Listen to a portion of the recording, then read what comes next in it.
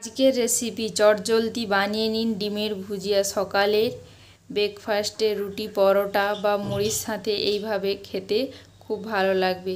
কিভাবে বানাই দেখে নিন এবং কি কি নিয়েছি দেখে নিন। পেঁয়াজ নিয়েছি, গাজর নিয়েছি, বিট নিয়েছি, বিনস নিয়েছি, টমেটো নিয়েছি, কাঁচা লঙ্কা নিয়েছি এবং কড়াই গরম করতে দিয়ে দিয়েছি। কড়াই গরম হয়ে এসেছে, এর মধ্যে আমি তেল দিয়ে দেব।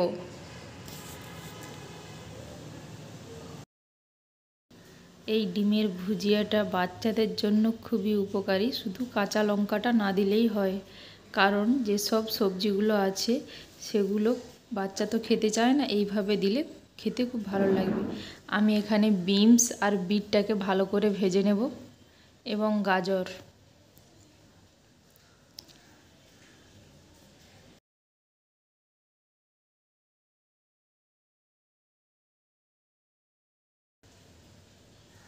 এর মধ্যে কাঁচা লঙ্কা কুচি দুটো দিয়ে দেব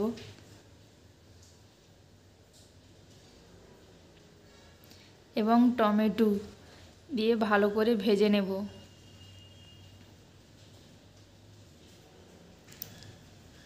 এবার পরিমাণ মতো লবণ দিয়ে দেব।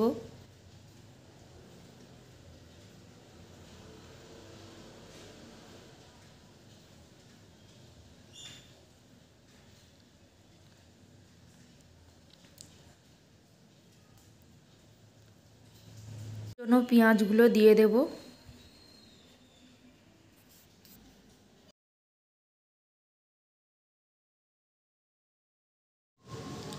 হাফ চামচ হলুদ গুঁড়ো দিয়ে দেব, হাফ চামচ লঙ্কার গুঁড়ো দিয়ে দেব, হাফ চামচ ধনে পাউডার দিয়ে দেব, দিয়ে একটু ভালো করে ভেজে নেব। ভাজা হয়ে এসেছে, এইবার ডিমগুলো দিয়ে ভালো করে ভুজিয়ার মতো করে ভেজে নেব।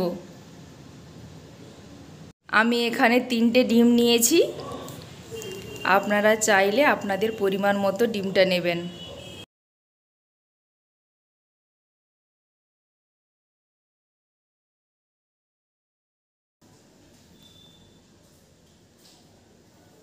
এইবার ভালো করে ভেজে নেব।